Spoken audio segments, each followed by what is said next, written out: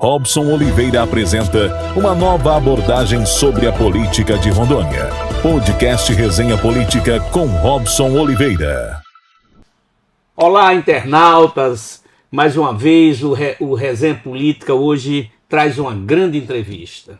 A entrevista com o secretário de governo, Elias Rezende. Elias estava no meio daquela crise, estava porque o Júnior Gonçalves já foi para casa. Nós entrevistamos o Júnior Gonçalves aqui e perguntamos como era a relação com política e pessoal com Elias Rezende. E todo mundo sabe das respostas lá. Ele fugia, mas ele demonstrou descontentamento. E você, Elias? Bom dia, seja bem-vindo, meu amigo, ao Resenha Política. É um prazer lhe entrevistar. Eu tive poucas vezes com Elias, então essa é uma grande oportunidade para a gente começar a bater esse papo aqui descontraído. Rapaz, tu derrubasse o chefe da Casa Civil, tu é foda mesmo, né, cara? Mas diz aí, como é que foi? Onde começou esse dissenso entre você e o Júnior Gonçalves? Se é verdade, primeiro, né? Bom dia, Robson. Bom dia a todos os internautas. É uma satisfação fazer parte aqui dos primeiros programas do Resenha Política, né? Que sai aí agora E só tá vindo só dos sites agora, vem, e já começa nas polêmicas, né? Robson, eu tenho ouvido muito essa pergunta nos últimos dias, né, sobre essa questão desse dissenso, né, entre eu e Júnior Gonçalves, a saída do Júnior Gonçalves, e acaba me colocando num ponto central dessa discussão toda. Primeiro, essa afirmação ela não se sustenta em fatos e ela é completamente infundada. Por que ela é completamente infundada? Eu poderia, se eu quisesse ser chefe da Casa Civil em 2019, ter pedido isso para o governador Marcos Rocha. Lembra quando ele ganhou a eleição? Sim. Né? Quem estava ali no primeiro momento, naquela hora, né, que sempre estava caminhando junto, como o governador tem falado em todos os cantos do estado de Rondônia que ele vai, né, do início de tudo isso. Então eu poderia, se assim o quisesse, chegar para ele e falar, olha, eu tenho uma condição aqui de exigir e pleitear o cargo X ou Y. E eu nunca fiz isso. Eu entendo que a Casa Civil é uma secretaria cercada de polêmicas, porque você faz a interlocução política, né, e você precisa ter uma habilidade muito grande para lidar com isso.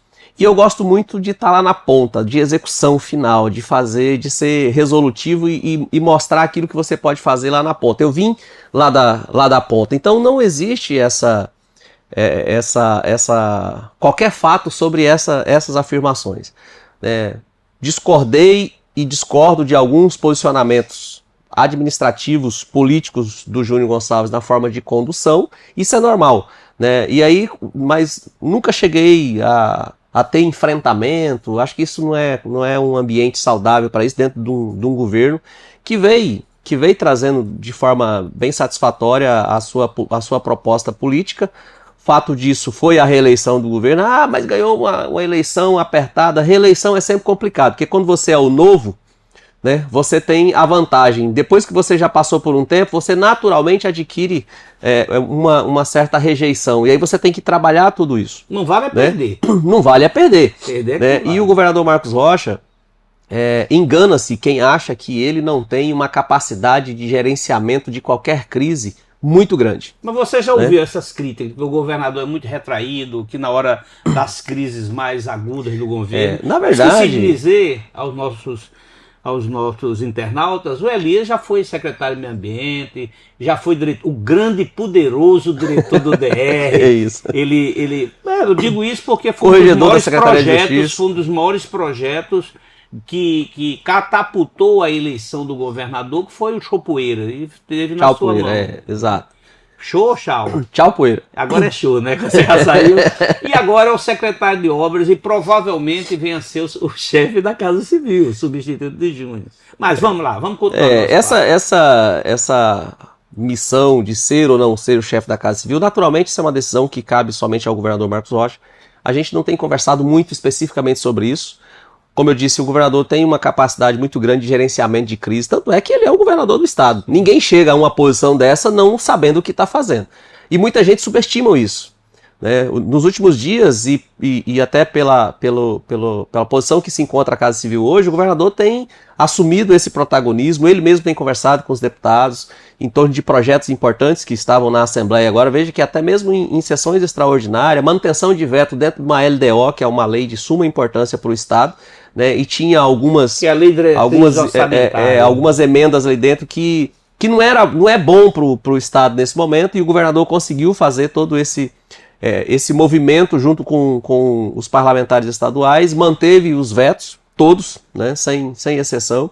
Outros projetos importantes que ele tinha ali na Assembleia Legislativa e precisava, né, da aprovação dos parlamentares, e ele vem fazendo e assumindo esse protagonismo. Naturalmente, ele precisa sim de colocar alguém na Casa Civil.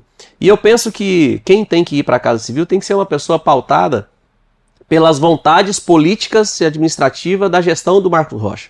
Porque não adianta ele colocar uma pessoa que vai caminhar sozinho. Uma coisa que as pessoas não conhecem do governador. Eu comecei a trabalhar com o governador como corregedor-geral da Secretaria de Justiça quando ele era, então, secretário de Justiça. Né? E eu sou oficial da Polícia Penal, né? E ele me colocou ali naquela missão difícil de ser corregedor. Né? E o governador, Robson, ele sempre trabalhou num ponto de dar liberdade para os seus subordinados, para os seus comandados.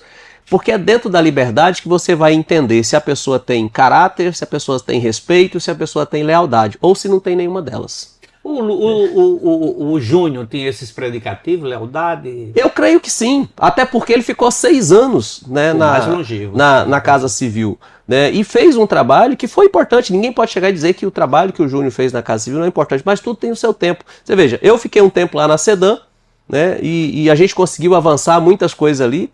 Depois eu fui para o DR, aí me veio uma missão de ser candidato a deputado federal ali. Hoje eu sou o primeiro suplente de deputado federal. Eu até brinco assim, eu sou o único suplente no Brasil que é suplente da metade de uma bancada. Porque nós temos 8 e 4 é do União Brasil. Né? E isso não me traz nenhum sentimento ruim. Nós sabemos o que houve internamente nas questões partidárias, de você acabar não vencendo uma eleição, aí a pessoa fica chateada, aquela coisa toda, mas eu encarei isso com muita naturalidade.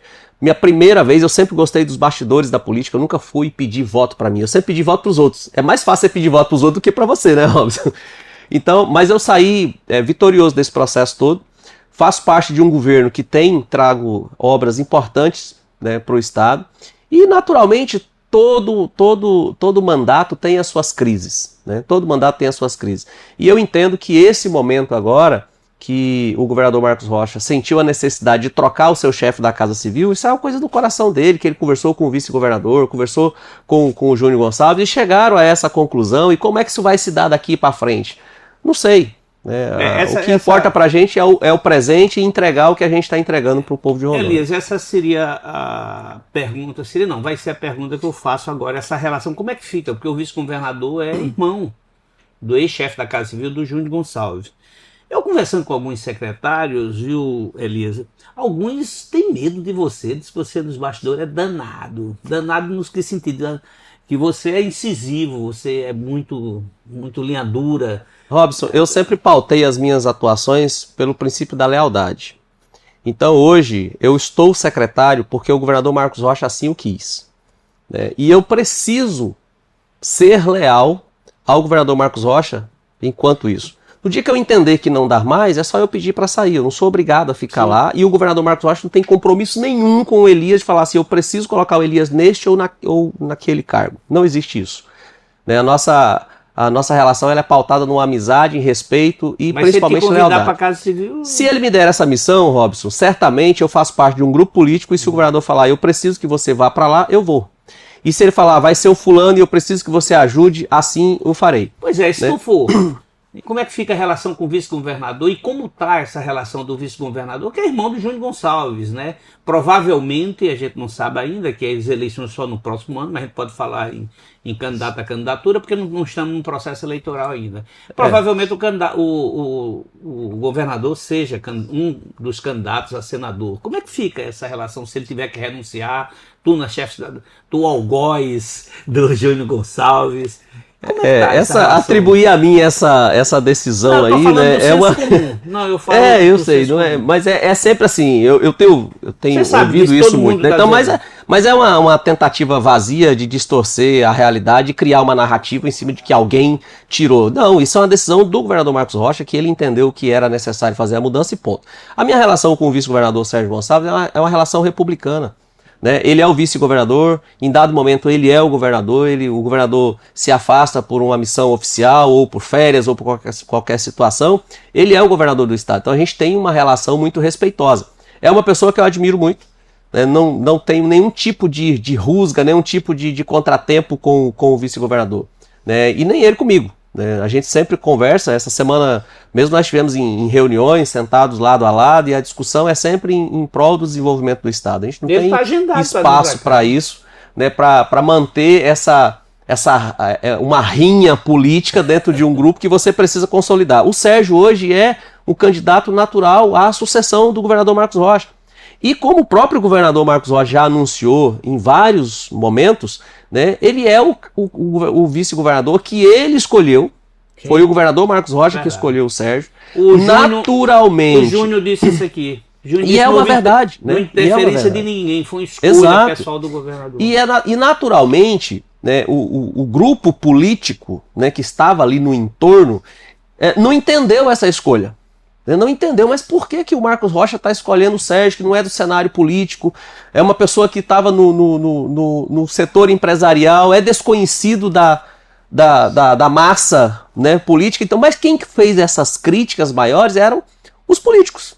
Sim. Né, que sempre quem faz essa crítica é o político. Quando você joga para o povão, né, que as pessoas começam a entender qual é a proposta, né, que vem para melhorar a qualidade de vida das pessoas, deu no que deu. Né? Ganhou a eleição, Sérgio é o vice-governador e poderá ser, sim, o governador, porque o coronel Marcos Rocha, no meu entendimento, mas essa é uma decisão que cabe somente a ele precisa, né, ele deve ser candidato ao Senado da República, e digo para você hoje, é um candidato com fortes, né, chances de eleição. Acho que hoje ele é o candidato hoje preferido para essa vaga do Senado, das duas vagas que tem. Uma, eu tenho certeza absoluta que passa pelo governador Marcos Rocha, assim como ele é um pivô de uma eleição de governo. Né? E o Sérgio, estando como governador, se o Sérgio vai manter ou não a equipe que está hoje, esse é um ponto que cabe somente a ele. Eu entendo que ele precisa sim fazer algumas alterações, até porque ele que vai ser o governador, ele precisa para trazer para perto aquelas pessoas que ele tem mais afinidade, aquelas pessoas que ele tem mais proximidade. Foi assim em todos os governos que nós conhecemos. Eu tenho 48 anos, nasci em Rondônia, eu vivo a política em Rondônia. Né? Então eu venho acompanhando toda essa história política e a gente observa isso. Agora, eu também tenho um posicionamento que é o seguinte: o governador Marcos Rocha, qual é a eleição mais importante para ele agora? A de governo ou de Senado? Ele tem que focar na eleição de Senado. Sim. Quem tem que se preocupar com a eleição de governo é o Sérgio. Né? E os outros candidatos que eventualmente surgir por aí. Então eu não acredito. E se o governador chegar para aí, como ele tem falado, o meu candidato a governo é o Sérgio. Ele tem dito isso? Ele tem dito isso. Né? Dentro do grupo ele tem sempre conversado isso. Inclusive essa semana nós tivemos reunião ali com a equipe de secretariado. E ele tem falado isso. Comentando, eu vou entrevistar essa semana também o deputado federal Fernando Máximo. Andaram comentando que aqui o bate-papo é direto, que você, inclusive, que você seria um dos articuladores de uma provável candidatura do Máximo, do Máximo a governador, como forma de tirar ele na disputa tete a tete contra o governador para o Senado. Tem alguma não tem nada disso. O Fernando e eu, nós temos um relacionamento muito distante até. Ele, enquanto deputado federal, ele tem uma vida bastante corrida, né, como deputado. Eu, enquanto estou secretário, também estou em outra frente. São distantes? Então nós não temos essa proximidade, assim, nunca fomos, nem quando secretários, era cada um ali no seu... como você falou, assim, as pessoas falam que você é muito incisivo, eu sou mesmo, Robson. Se eu não concordo com determinado ponto de vista, seja de quem for, eu vou falar ele. E às vezes as pessoas não estão preparadas para ouvir o não. Então, assim, eu sempre sou a favor do consenso. E quando você não tem consenso, aí você tem um dissenso, e o dissenso você resolve em quê? Em voto. Vamos para a maioria, então. Né? Isso é em reunião de secretariado, isso é em posicionamento de relações. Você tem que ter, né, esse momento aí para você trazer. E, naturalmente, eu não cheguei aonde eu cheguei concordando com tudo e todos. Sim. Né? Eu sempre tive o meu posicionamento, que você tem que separar as coisas, posição e posicionamento. Não adianta você ter uma posição, mas você não ter posicionamento. Né? E o que se discute muito hoje é isso, no meio político tem muito dessa situação. A gente estava falando agora há pouco, você ficar em cima do muro, você apanha dos dois lados, porque você não tem posicionamento. Né? E eu sempre me posicionei, e às vezes quando você se posiciona, você incomoda quem está ali no seu mundinho, né, reservado e está no comodismo. Né? Então a gente precisa ter esse posicionamento. O Fernando, a meu ver, é um fenômeno na política rondoniense, um cara que ele se elegeu deputado federal sozinho, né? Ele alcançou o coeficiente eleitoral para se eleger sozinho, ainda sobrou voto. Né? E eu acredito que isso vai se manter por pelo menos mais uma eleição. Né? E nós enxergamos isso na história política de Rondônia, como você viu isso com Marinha Halp, você viu isso com Mariana, né? E agora está se repetindo com o Léo Moraes, e agora está se repetindo com o Fernando. Então, tudo isso, né, traz ao Fernando, né, uma condição de disputar talvez uma eleição para o governo, não sei. Nunca conversei com o Fernando sobre esse ponto especificamente. Nunca conversei com o Fernando sobre isso. Mas, secretário, para disputar uma eleição de governo, eu costumo dizer que quem não tem um partido não tem candidatura, não é dono do seu próprio destino. Tem que ter um partido. É verdade. O partido que vocês todos, Fernando, o governador, o senhor, tu mesmo, né? Todos estão filiados, é o União Brasil. União Brasil. E o União Brasil é presidido por Júnior Gonçalves. Me falaram que estão tentando, né? Estão chamando prefeitos, chamando filiados. Bom, é o que corre nos bastidores da política na capital, de que haveria um grupo para tomar o União do Brasil do Júnior Gonçalves. Enfim, sem um partido na mão, vocês têm como garantir essas candidaturas, inclusive do Senado do governador? É muito difícil. Nós sabemos que o governador Marcos Rocha precisa ter um partido, como você falou, né, para chamar de seu. Sim. Hoje o partido que o governador está é a União Brasil, e eu não acredito até que a Nacional, né, que o presidente nacional, que é o Rueda, vai deixar o governador alheio a esse processo todo. Tudo que foi construído no União Brasil em Rondônia, e hoje é um dos partidos mais fortes que nós temos aqui, passou pela figura do Marcos Rocha. Se não tivesse o Marcos Rocha ali, o que era a União Brasil? Ele fez um governo, uma fusão ali do DEM com o PSL, que ele veio naquela... E o pessoal atribui muito... foi o fenômeno Bolsonaro que elegeu o Marcos Rocha. O Bolsonaro lançou em 2018 14 governadores. Elegeu 3. Marcos Rocha, Denário e o Moisés em Santa Catarina. Né? Então não foi só o fenômeno que trouxe esse momento. E nós sabemos do contexto político que Rondônia, o Brasil e Rondônia passou em 2018, e ainda temos esse efeito ainda. Então hoje o protagonista do União Brasil hoje em Rondônia é o Marcos Rocha. Nós temos 4 deputados federal. Quem é que você vê em discussão maior do que o nome do governador Marcos Rocha? Ô secretário, por que o coronel... O coronel é amigo pessoal do Bolsonaro. Todo mundo sabe, Bolsonaro já esteve aqui, já declarou todas as vezes, todas as campanhas. Por que não foi para o PL e deixou lá com o senador que disputou com ele o segundo turno, o Marcos Rogério? Que seria natural ele ir para o PL, porque o governador de Rondônia é um bolsonarista de carteirinha, ele mesmo diz, ele não é aqueles extremados, mas E foi quem realmente encampou essa bandeira desde o início, em 2018. Né? Depois um monte de gente quis embarcar nessa onda, né? Dizendo que era. Embarcou. Né?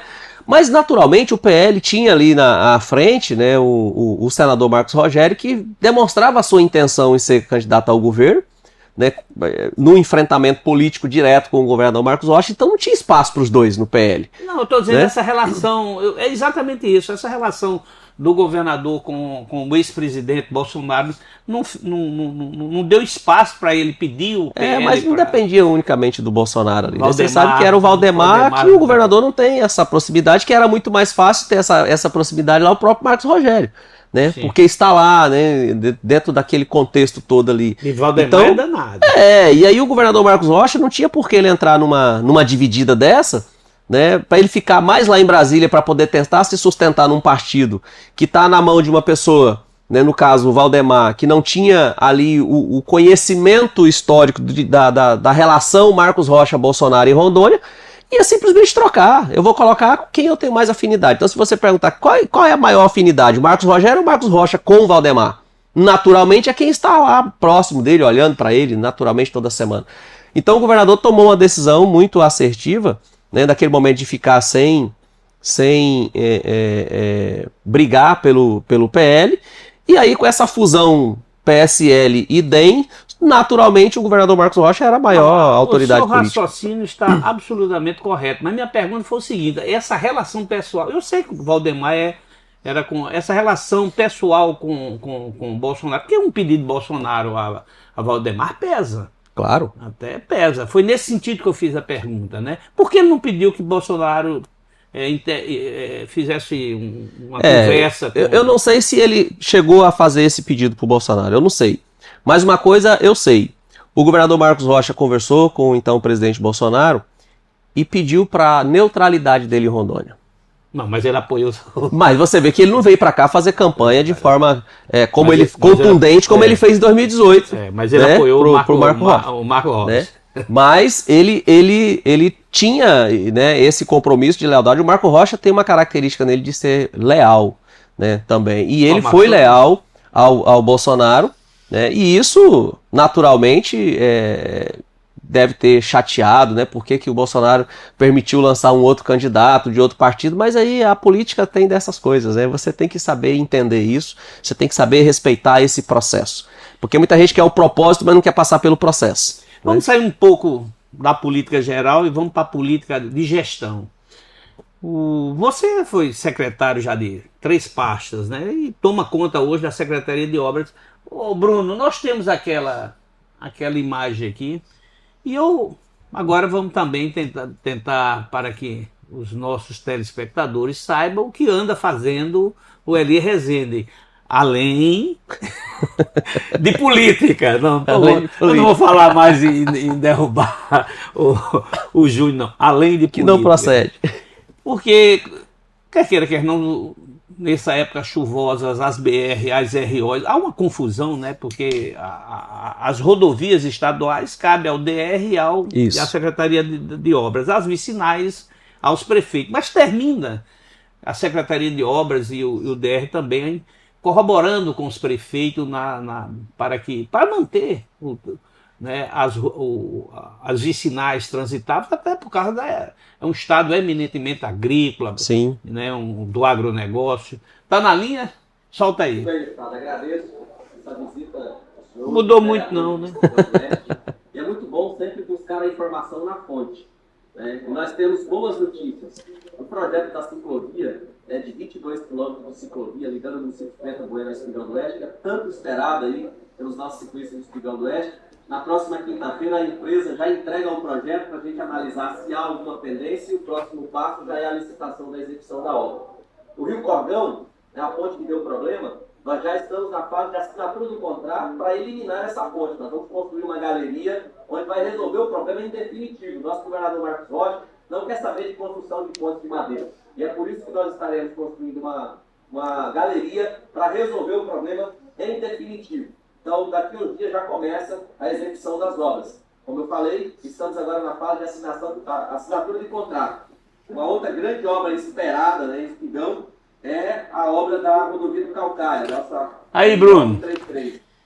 Então vamos buscar na fonte. A rodovia do Calcário foi feita, como o senhor prometeu. O senhor disse ali naquela entrevista que eu fui buscar, já faz algum tempo. Já. Que a empresa estava mobilizando, já estava contratando gente, enfim. Tá pronto. Então, a rodovia do Calcário ela foi dividida em 2 lotes. Né? Nós licitamos o primeiro lote, que era os 10 primeiros quilômetros. Eu dei a ordem de serviço, a empresa começou a trabalhar quando eu ainda era diretor do DR. Né? E depois, quando eu me afastei do DR para concorrer às eleições, teve alguns contratempos entre a gestão do DR e a empresa. A empresa não vinha cumprindo com algumas regras de contrato e esse contrato acabou indo parar na justiça. Foi para os tribunais, a empresa inclusive perdeu a ação que ela requeria ali, ela colocava um monte de situações. E essa obra está novamente em processo licitatório, porque daí a empresa abandonou a obra. Essa empresa é uma empresa de Ariquemes, a MCC. Eu vi. O proprietário da empresa, no início dessa obra, ele faleceu. O filho, né, que acho que, salvo me engano, é um advogado, inclusive, não teve interesse em fazer com que a MCC desse continuidade nas suas obras, né, de infraestrutura rodoviária que tinha pelo Estado. Essa empresa tinha um histórico até bom, ela foi que concluiu aquela obra da pavimentação asfáltica da 421 ali, que ligava ali o entroncamento da entrada de Buritis até Campo Novo. Foi essa empresa que fez essa obra, é uma empresa ali de Ariquemes. E ganhou essa licitação. Essa RO aí é em Espigão do Oeste, né? Essa RO é a 133 que liga Espigão do Oeste à usina de calcário do estado ali. São 50 quilômetros de estrada de terra ali, sem pavimentação. E o projeto, ele contemplava ali, nesse momento que nós falamos, os 10 primeiros quilômetros. Nós iniciamos a obra, né, a terraplanagem já estava bem avançada e aí eu não tenho como falar para você os detalhes, porque daí eu me afastei da gestão e a obra foi paralisada, mas ela está hoje novamente para ser licitada. Eu falo ali também da Galeria do Corgão. Essa foi feita ainda na minha gestão. Uma galeria que era uma ponte que vivia dando problema, foi feita, né, e a gente entregou essa obra e está lá hoje resolvido um problema que é também na RO 133, mas ligando o Espigão a Cacoal, por dentro ali, perto da rodovia do Café. E uma outra obra importante que ela iniciou e terminou na minha gestão ali em Espigão também, foi do rio Ribeirão, na RO que liga Espigão do Oeste ao distrito de Pacarana. Lá em cima. Né? Lá em cima. Lá perto da reserva, Exato. Onde tem um contrabando de diamante. Ali naquele trecho nós tínhamos 6 pontes. Naquele trecho, de Espigão até Pacarana, 6 pontes. Nós eliminamos 4 pontes de madeira colocando tubo, né, tubo metálico, né? E a gente conseguiu resolver isso.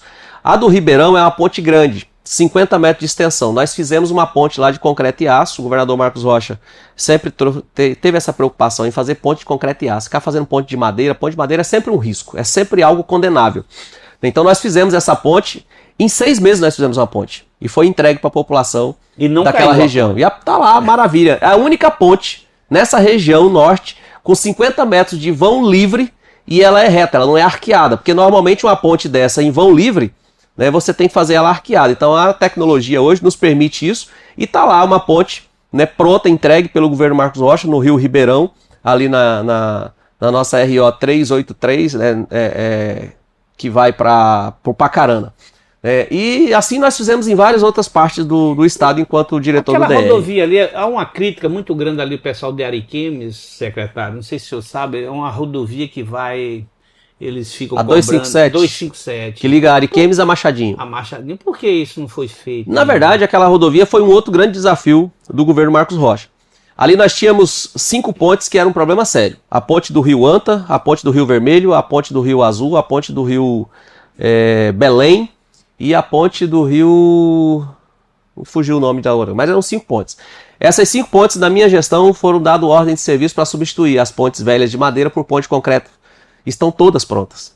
O governo Marcos Rocha deu a ordem de serviço para 5 pontes consecutivas à obra e foram feitas, estão prontas hoje. Tinha um trecho naquela estrada também que nunca foi concluído. Nós tínhamos ali um pedaço, principalmente na parte de serra, bem próxima ali do Rio Vermelho, que essa ponte do Rio Vermelho, inclusive, quando teve em 2019, 2020, no início de 2020, nós tivemos muita chuva e houve uma bacia de dessedentação animal naquela região do Novo Oriente, onde tem aqueles garimpos ali. Ela rompeu e levou essa ponte embora. E foi a partir daqui, eu estive ali com o governador visitando, inclusive, onde houve o rompimento dessa lagoa de dessedentação animal. E o pessoal começou a falar que tinha morrido um monte de animais e gente, nada disso foi verdade, era uma lagoa no meio de um passo que não trouxe prejuízo para ninguém, mas o volume de água chegou lá na rodovia e rompeu essa ponte. E o governador naquele momento deu o comando para fazer essas 5 pontes e elas estão prontas. Assim como completar o asfalto, que faltava esse trecho da 257. E hoje ele está pronto, foi feito também na minha gestão enquanto diretor do DR. E hoje o DR está trabalhando na recuperação, na revitalização dessa RO. Para que aquela região ali do Vale do Jamari, que é a rodovia mais perseguida, digamos assim, né, porque liga... É reivindicada, porque liga ali a RO 133, que no entroncamento ali do distrito, né, do Quinto Beck, vai para Machadinho, para a direita você vai para o município do Anari.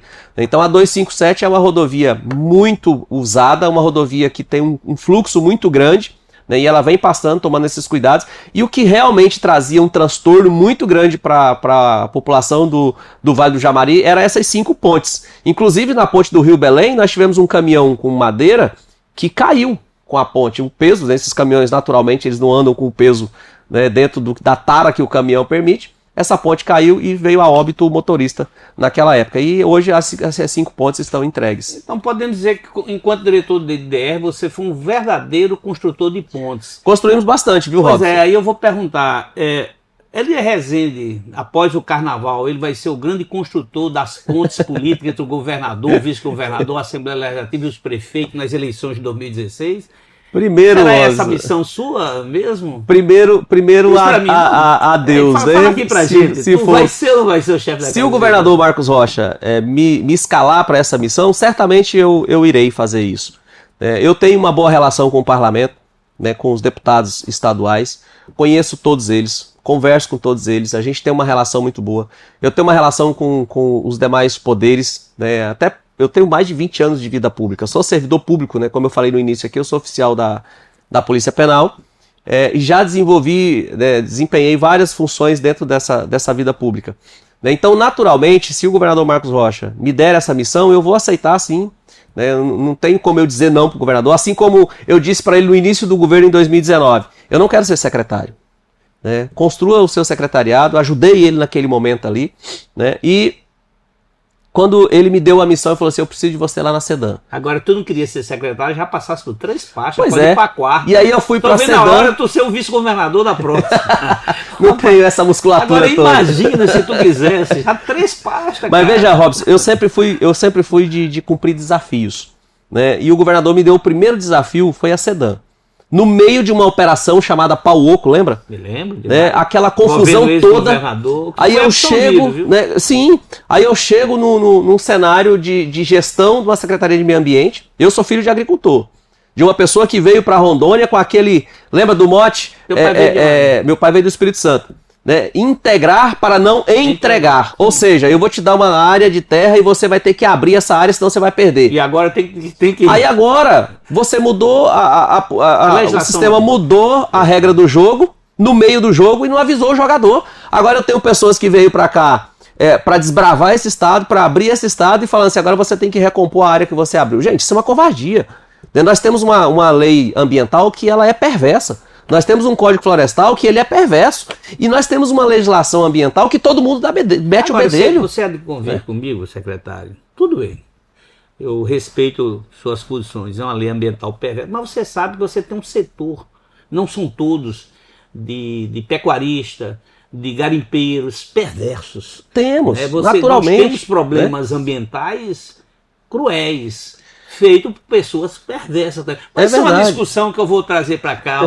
Você não é mais secretário do Meio Ambiente, você é o futuro secretário da Casa Civil, atual secretário de Obras. Se for da vontade do governador, eu vou, não tem problema nenhum. Para encerrar nosso papo, primeiro eu gostei muito, foi a primeira vez que a gente bate nesse papo, né, me falaram de certo cuidado, que ele é... Eu disse, não pode vir quente que a gente aqui... Às vezes as pessoas gostam de falar muita coisa, Eu imagino que você já sofreu muito por isso. Isso faz parte, né? Quando você entra na vida pública, você acaba ficando exposto demais. Sim. Né? E aí é natural as pessoas começarem a apontar o dedo e falar coisas que você nunca fez, como se você tivesse feito. Quando uma pessoa incisiva, né? Exato, fala direto, quando você se posiciona, quando você mostra para que veio.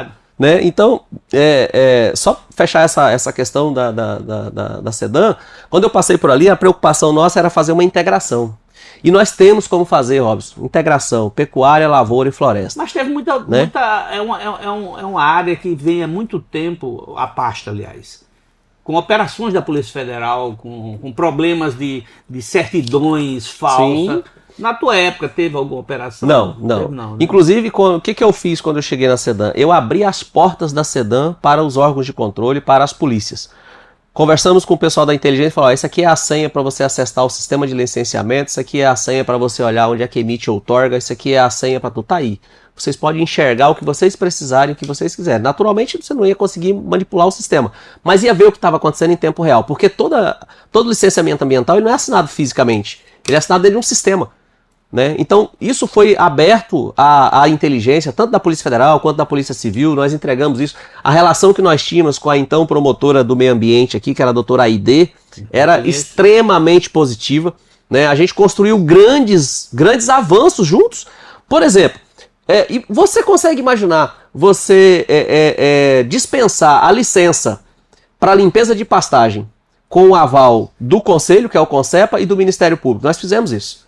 Hoje, a limpeza de pastagem no estado de Rondônia, você faz a limpeza, comunica o órgão ambiental. Na fiscalização, se chegar lá e ver que você não fez licença, não fez limpeza, você fez supressão, aí é o peso da lei, meu amigo. Aí mas eu não posso partir do princípio que todo produtor, ele usa de má fé. Sim. Né? E muitas vezes, quando eu falei aqui que todo mundo faz legislação ambiental, é porque nós temos resolução do secretário do Meio Ambiente Municipal, nós temos resoluções do secretário de Estado de Meio Ambiente, nós temos resoluções do ministro, nós temos a lei aprovada municipal, nós temos a lei aprovada no âmbito do Estado, e aí nós temos a federal. E muitas vezes nós temos leis municipais que é mais gravosa do que a lei nacional, que a lei federal. Mas tendo tudo isso, tem uns caboclos que dão trabalho. Naturalmente, nós temos aí, nós temos leis aí que é muito mais gravosa e assim o crime ele vem crescendo e crescendo. Então, naturalmente, o que precisa é construção de tudo isso. Nós estamos chegando ao fim, lamentavelmente, um papo gostoso, né? Foi muito rápido, hein? É muito rápido, né? E tá vindo aí mais outros entrevistados. E foi um prazer. Primeiro, em conhecer o melhor.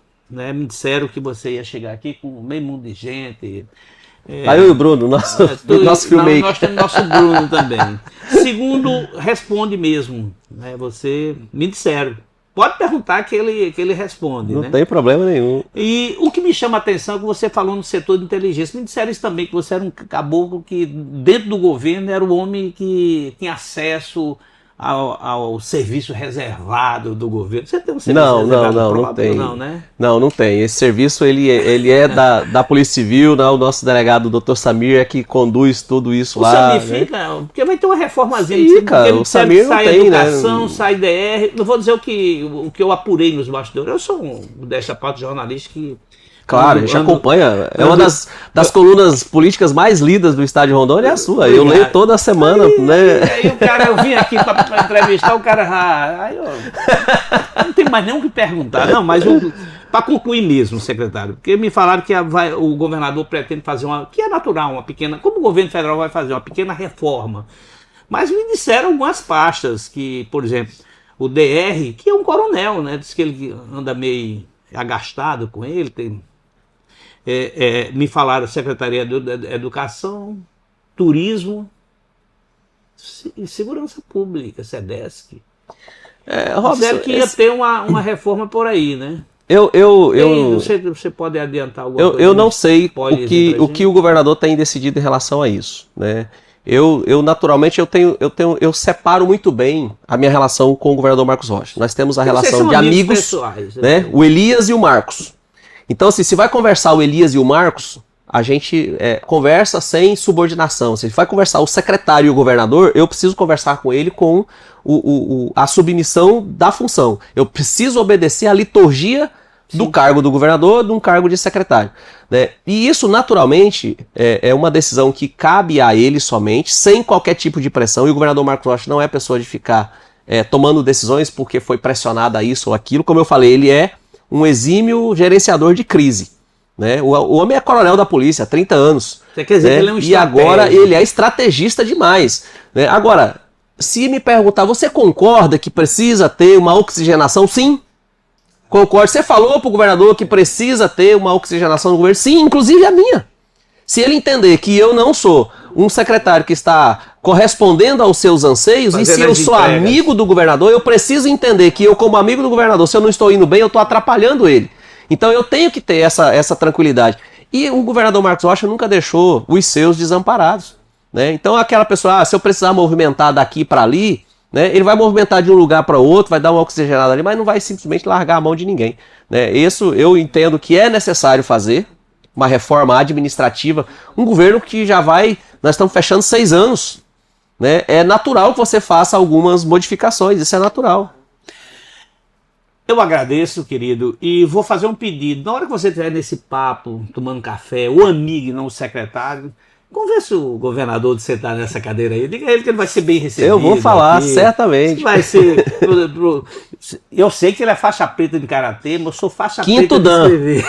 Quinto dão. Convencer ele vir aqui, eu já pedi para alguns amigos, o Cridão é muito meu amigo, pedi para o Gente boa, né? Cridão falar com ele, até agora eu não recebi a resposta, porque todos os presidentes dos poderes já estão agendados aqui, né? Manda ele dar essa palhinha para mim. Levarei o seu o meu pedido. O seu pedido até o governador e certamente como amigo, viu? E tenho certeza que ele virá. Olha. Né? Eu tenho certeza que ele virá. O governador não é de fugir de qualquer tipo de compromisso político. Né? E isso aqui é ele como a figura maior do poder político do estado de Rondônia, né? Ele está aberto. Agora, naturalmente, e as pessoas às vezes não entendem isso, né? Como eu falei agora há pouco de liturgia de cargo. Um governador do estado, você imagina, eu imagino que nesse momento ele deve estar lá no palácio resolvendo algum BO que está acontecendo. Nós temos aí escassez hídrica, nós temos questões ambientais, nós temos problema em rodovia, chovendo demais, ponte sendo levada, galerias sendo arrebentadas, né, que precisa, e você não tem às vezes dinheiro para tudo isso. Sim. E você tem que estar ali o tempo inteiro conversando com a sua equipe econômica, a equipe de governança, um conselho de governança, porque isso tudo, você imagina só, o governador ter que entender de todos os assuntos. Imagina o peso que é no final do dia você chegar e colocar a cabeça no travesseiro e você começar a pensar o que está acontecendo lá em Pacarana, o que está acontecendo lá em Parecis, lá do prefeito Marcondes, o que está acontecendo lá em Nova Mamoré, e aí tudo isso descarrega em cima de uma pessoa só.